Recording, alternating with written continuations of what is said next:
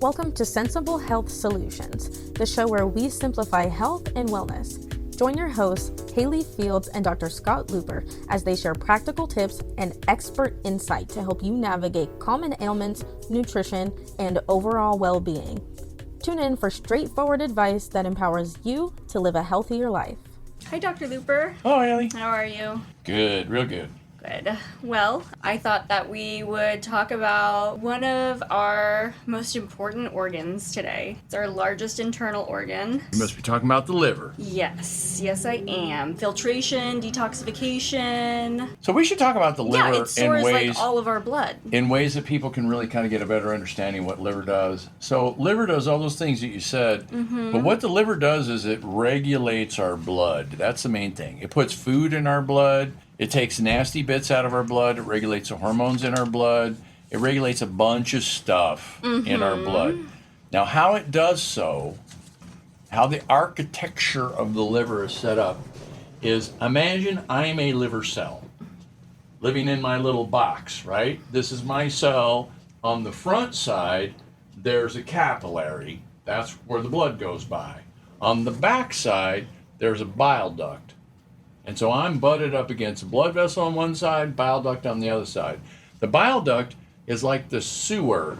Yeah. So if I want to throw something away, I just huck it out the back. It goes plop into the sewer, and then eventually, as the sewer squeezes, it runs down the pipes to the bigger pipes, and that connects with a bigger pipe, and that connects with the gallbladder, and that connects to your digestive system, and then, things are flushed out. Now, an aside is that bile stuff also is a fairly decent emulsifier of fat. Right. So it actually enhances digestion. Yeah. But let's not kid ourselves. What it mostly is drainage, because the liver's got to sort the good stuff from the bad. And depending on how we're living, depends on how much bad. And the way we're living in today's day and age, there's more bad out there that we're constantly exposed to. So. Well, wait. Yes and no. In the olden days when we were all cavemen, we were living off of nuts and berries and roots and bugs. And it turns out that nuts and berries and roots and bugs are very, very good for us, unless they're the toxic kinds of nuts and berries and roots and bugs. And in that case, our liver back in the olden days had more work to do than we do now, because our liver was basically keeping us alive, sorting the poison, filtering the poison out that accidentally got accumulated or included in the food that we ate. Over, millions of years, at least thousands of years, human beings have got better and better and better about kind of sorting out and growing stuff that's not toxic. So liver important. So liver very good. Important. Now. Okay, wait. Let me go back to the picture again. So here's a capillary right in front of me. I'm a liver cell, and so I'm feeling everything goes by, and I'm sensing. Aha! There's some sugar-like stuff. Let me pull it in and handle it and decide what to do with it. Do we want to turn it into glycogen so we can use it, later today, or do we want to turn it into fat? Then in that case, I'm going to have to help trigger this hormone release. We're going to. Right, there's decisions to make. What do we do with the stuff? There's hormones going by. There's fats going by. There's proteins going by. There's toxins going by. There's toxins going by. There's all kinds of stuff going by. So how does it prioritize? Stuff kills you gets prioritized as number one, and stuff that doesn't kill you gets dropped down in a lower priority. Let me give you an example. So if you eat, something tainted, and then there's taint coming in. Mold or something that's rotten a little bit or whatever, just stuff. Then your liver has to deal with all that. So what it does is it'll pull those things in, process them. Typically what it'll do is it'll attach a tag saying this is for export only, do not reabsorb, and then pitch it in the bile. Now, sometimes that's good enough. If it's a mild toxin, if it's a really, really strong toxin, it's going to take more work. And sometimes your liver literally does not have the time to do it because there's too much coming in. So what it does with the toxic stuff is it'll place it in a garbage can that's a neutral place where the toxin can do no damage. That neutral place is a blob of fat. So next to the cell, if the liver wants to, it can blob up some fat here, mostly made out of cholesterol. Is that fatty liver? Exactly. How do you get a fatty liver? Because your liver is trying to save trying itself. to solve this problem of I got all this toxic crap that's coming in from the bloodstream, and I got someplace to put it. This is a hot potato. I don't want to just throw it anywhere. Throw it in the bile, maybe it's going to cause some damage here. No. For now, just momentarily, I'm going to put it in this big blob of fat. Goes in the blob of fat, and now it's coated, and it causes no trouble. It's safe. So the liver forms this fatty layer itself. Yes. That's crazy. I wouldn't call it a layer. It's not more of a layer. Appendage. These are blobs. Okay. There's a cell, and then you're in the next cell, and there's a little space between us. Okay. Oh. That's where the blob goes. Okay. It's not like attached to it. No, it's just like in between. It's in the cracks. It's like a little friend. And so we're going to just simply put the blobby, nasty bit into the neutral blob of fat. And so if we got a lot of these toxic crap coming in, then we need a lot of fat to put this stuff into. Yeah, and we see a lot of patients with fatty liver, a lot of patients from fatty liver from alcohol use. Yeah, there's mostly the patients we're seeing are called NASH patients. That's non-alcoholic steatorrheic hepatitis. Okay. Is what it is. And so what it's telling us is there's extra fat between the cells. You have what's in common lingo, it's called fatty liver. Except for, I swear, Dr. Luper, I don't drink any alcohol. In fact, if I drink any alcohol, it makes me nauseous and I feel horrible. I had a patient today with this. I mean, this is like, once a week, twice a week kind of thing. Right. You see people coming in with this one, and today I had a patient with this. And so, the thing I want you to understand, the same with my patient, is the fatty part is not the problem. It's the solution. The problem is there's toxic stuff. There's too much overload for the liver. The liver can't process all of it. Too much toxic stuff. And you notice I keep using the word toxic crap, and I'm not using that loosely. It literally is crap. That is stuff from the digestive Secretions. system that are toxic, and that just get absorbed with everything else. Now, your body's going to try to get as much of that stuff out into the toilet. Maybe if it's bad enough, your body will generate diarrhea. And sometimes you just want to kind of close everything off and just slow it all down, so wall it off, and then you'll get constipation. Now, I'm going to ask a maybe layman question, but in the process of digestion, does it go through the small intestine before it's processed through the liver, or does the liver come first? So everything that's absorbed in the digestive system at any level goes to the liver first. Okay. So the way the system's set up is everything from our digestive system goes to the liver to be inspected.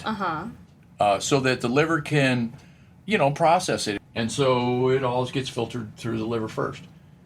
I'm tempted to talk more about this. Yeah, you asked the question, so you just bought yourself a bigger explanation. In our body, our heart pumps blood, and it goes out a big pipe. Yep. And then that pipe divides into smaller pipes, which divides into smaller pipes, which eventually gets down into a capillary bed. This is normal. Yes. And then the blood bathes a tissue through the capillaries, and then it gets collected back up into veins. These first ones are all arteries. Then it gets collected back up in veins. Smaller veins go to bigger veins go to yet bigger veins, eventually goes in the biggest vein, the vena cava, goes back to the heart, and it goes around. That's a circulatory system. That's the way it works. One capillary bed. But there are places in the body that have an extra capillary bed. There's an extra capillary bed. There's a capillary bed, and then the veins bring it all together, and then they spread into a secondary capillary bed. Our digestive system is one of those places. So the capillary bed goes initially through the digestive system, where the blood absorbs nutrients from our diet, also toxins or other stuff gets in accidentally. Also, oxygen gets to the cells that are doing all this work, and nutrition gets there, and those cells get bathed in all the happiness and joy that every other cell gets based on our blood carrying what it needs to do its job. But then all that stuff gets funneled over to the liver, and then the liver has to process whatever that stuff is. And that's how it works, and the system's lovely, except if there's inflammation. And if there's inflammation, or just if everything just running too hot, too much volume overload, just too much, then you'll get some back pressure. And that portal system, because it's a little mini circulatory system inside our bigger circulatory system, will get a high pressure in that system. Now that circulatory system, the mini circulatory system fits here in the gut, because this is where our digestive system is, this is our liver's over here, and so the capillary bed spreads out all over here and then comes back together and then spreads out here, and it forms a kind of a triangle. The bottom of that triangle is your rectum. So if you ever get pressure in that system, either because your guts are bad or your liver is bad, either side or both, then that pressure builds up, and the blood vessels at the bottom of that, where the gravity is the most, they expand. Oh. They get stretched. That's called hemorrhoids. Yep. So hemorrhoids, people wonder, why do I get these hemorrhoids? What the heck's going on? It's because your guts are bad in some way, or your liver's bad in some way, or both of them are bad in some way, and there's an increase in pressure, and the pressure has to come out somewhere, because it can only take so much pressure, otherwise it just pops. Well, it's popping is what it's doing. Yep. So it's super important for us to have things run as well as we can. I mean, aside from the fact that we just want to feel good and be able to do everything we want, we don't want to have hemorrhoids either. No. So what are some of the other symptoms that one might feel if their liver is not functioning as it should? Nausea. Tiredness, rashy, yellow. Yeah, so Because if the system gets bad enough and there's enough swelling in the liver that the bile duct drainage system gets pinched off. Imagine, again, I'm a cell and now I'm sick, and I kind of get puffy because I'm just got this inflammation thing going on, and now I just squeezed everything out. That little duct that was behind me, all of us cells are all arranged around it in a circle. Because there's me, there's a guy below me, there's a guy above me, all the way around in the circle. That's how it's set up. Okay? And we all swell, and then we just squeezed out that little tube. So now the bile that's being created from the breakdown of blood, bilirubin specifically, excuse me, use the right word, bilirubin. Bilirubin is being created from the breakdown of blood, which normally would went in the bile tube. Now the bile tube is cut off, and so it can't go anywhere. So now it just stays out in the blood, and it's yellow. Yep. Let it stay out there long enough, a few hours or a day or two, now you turn yellow. And so jaundice is a sign of hepatitis. Yes. So if you get hepatitis A, you eat something that's got the virus in it, and your liver gets real sick, then either you're going to get better or you're going to die. You got those two choices you have. But in the meantime, your liver's going to suffer. And if it's really bad, you'll get jaundice. And if it's not so bad, you won't. If the swelling's really bad, then nothing can flow. If the swelling's not so bad, then things can flow and you can get through it okay. Some people get light cases of Hep A. Other people get really serious cases of Hep A. Depends on how healthy you were to start with mostly, and just kind of luck as well. Okay? Yeah. So the thing about the liver is this is all interesting, I think, except for I want to make it more relevant to people's lives. For example, with hormones, people a lot of times will get hot flashes, or they'll get PMS, or they'll get moody, right? Or they get breast tenderness, or they get cramping, or they get a whole bunch of stuff. And then, folks, like, they go to a doctor like me, and the doctor say, well, it's your liver, it's acting up. And you wonder, wow, what? The liver? I came here How for does that cramps. even work? Why are you talking about my liver? So one of the jobs the liver does is it regulates your hormones. Because the hormones, some of them are new because they just got made an hour ago, and other ones are old because they've been, made days or weeks ago. And so your liver's got to sort out the good stuff from the bad. If they're old and tired and they're not working quite right, the liver pulls them out, puts a tag on them, throws them in the bile duct for export. That's what it does. It's a normal job. The liver does it every day.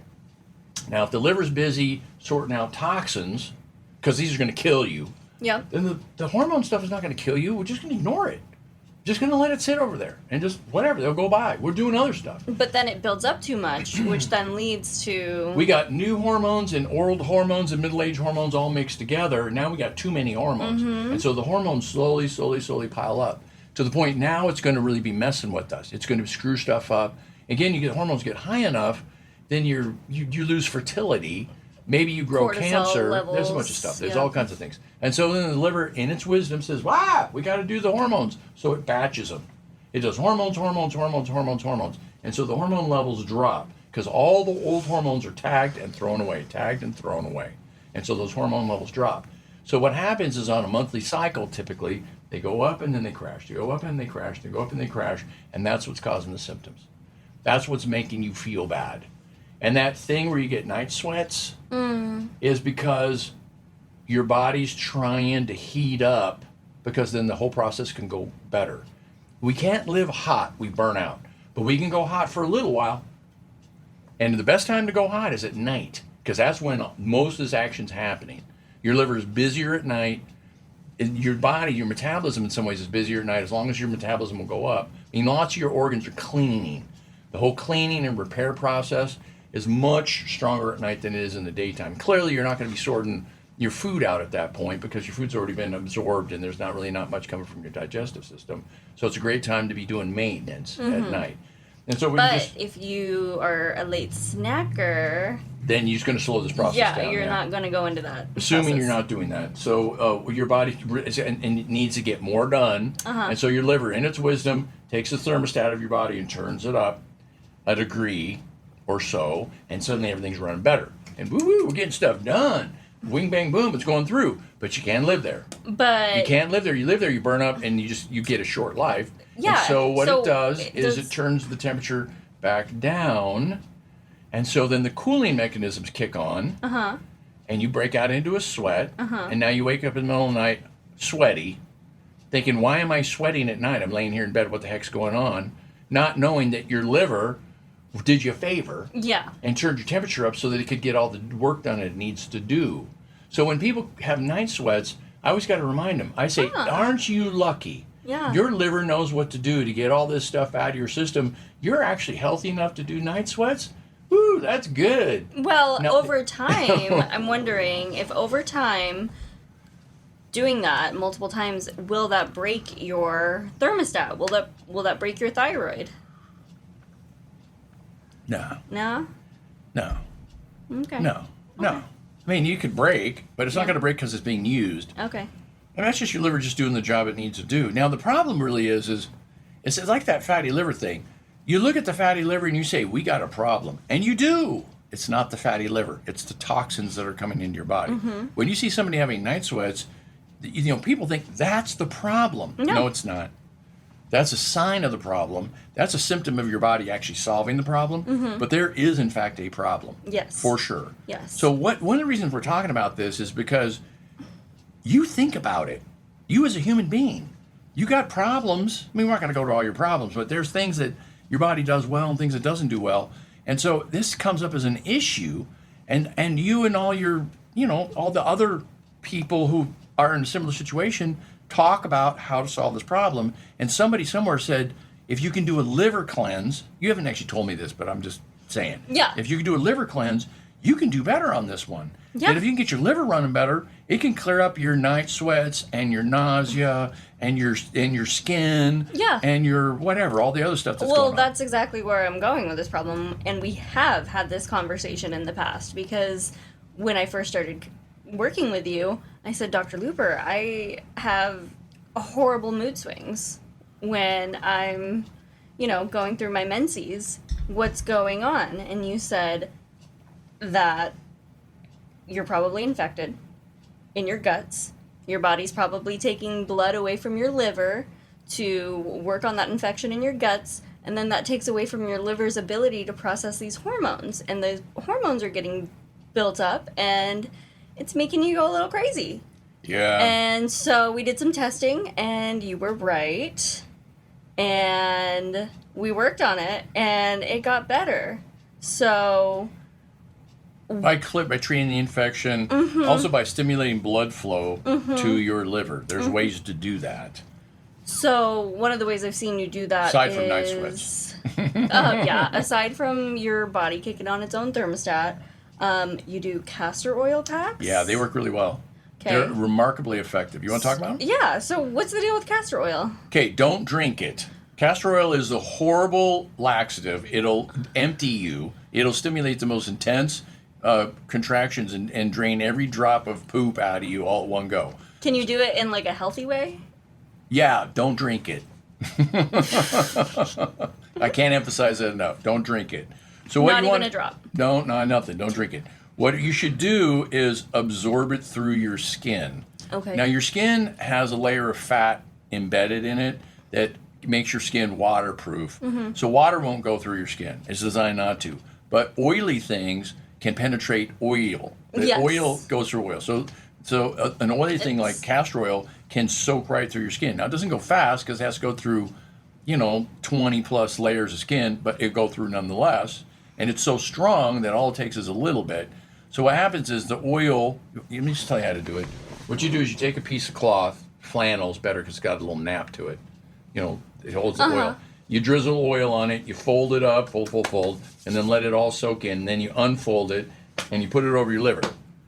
And you let it sit there. Yeah, You wrap it on yourself. Yeah, you should hold it on.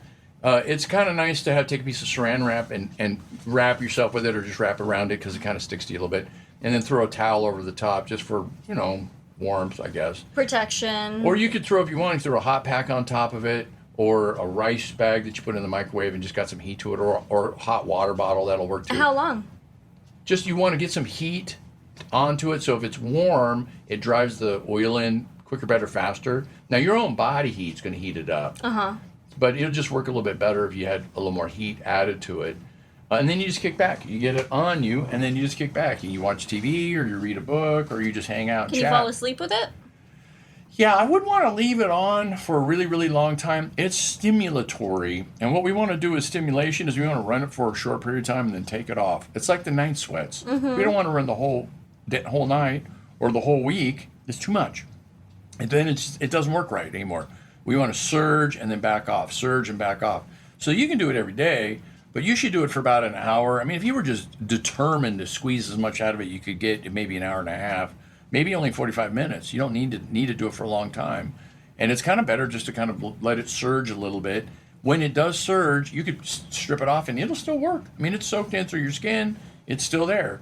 And what the castor oil does is it's a smooth muscle stimulant. It causes a smooth muscle to go like that. So you get this pumping action. And so everything starts pumping. Remember I told you, we want the bile to flow. Right. Because the bile is full of the toxic stuff. You want it to start processing all those macronutrients. So squeeze, everything goes on out, and then everything runs better. Now, And then the circulation. There's another way to do this. There's a reflex that we have if you get a lot of oil in your diet that causes your body to squeeze the bile out, because the bile is used as an oil emulsifier. That is, it breaks the oil down. That's the reason why we got a gallbladder, is so that we can take the bile that we make and put it in a little sack and save it for when we need it. Later in the day when we have pizza. Some people don't have that though. Lots of people don't have it because they go bad. Yeah. People with a lot of liver inflammation tend to have toxic bile because it's got a lot of toxics in them, and it ends up irritating the body, and the body forms stones, and there's all kinds of horrible stuff. So all that can be fixed, so to speak, by having it taken out. So if you have gallbladder dysfunction, you could actually just take it out, and then everything tends to run better. Just imagine, if you will, if you got stones in the gallbladder. You got a tube coming in on one side and a tube going out on the other side, and a bunch of BBs in there. What's to stop the BBs from blocking the tube? Nothing. Just gravity, I guess. And your gallbladder squeezing, and the BBs get kind of pushed around, and there it is. It just blocked it. And you go, ugh. You feel horrible, like somebody's like cramping to the max because you got a BB blocking the tube, and then your liver's all backed up. Now you get it backed up enough, you're going to turn jaundice, because remember, the bile won't flow anymore, and then the bilirubin can't clear out of your system, and now you got jaundice and you got hepatitis, and you have to go to the hospital. So this can be like a deadly thing. So what doctors do appropriately is they say, look, you got a problem here. We got to take this gallbladder out. You don't need one. And it turns out you don't, kinda. You actually do. Yeah, if you want to eat things like pizza. Because it's nice to have a reservoir of extra bile to use to deal with fatty foods. Yeah, hamburgers, pizza. Otherwise, you don't. And so if you eat these fatty foods, you don't break the fat down. And so the fat goes to your lower intestine, and it becomes food for bacteria, and it becomes more of this toxic crap that we talked about earlier. Right. It goes rancid is what it does. Yeah. Or sometimes the oil's not particularly easy to break down, so sometimes you just poop it out, and you make oily poop that kind of floats. So other than... Wait. There's a thing, I interrupt you, because there's a thing we got started on this, which was talking about how to get your liver to get clean and do a liver cleanse. Yes. One of the ways you can do a liver cleanse is you pour a quarter cup of olive oil in a glass, and you squeeze the juice of a lemon in there, or half a lemon, and you stir it up. You make like this kind of weird salad dressing thing. This lemony, oily concoction, and then you drink it all, glug, glug, glug, all in one go. Quarter of a cup, huh? Yeah, enough to do like a and that huge salad. stimulates it?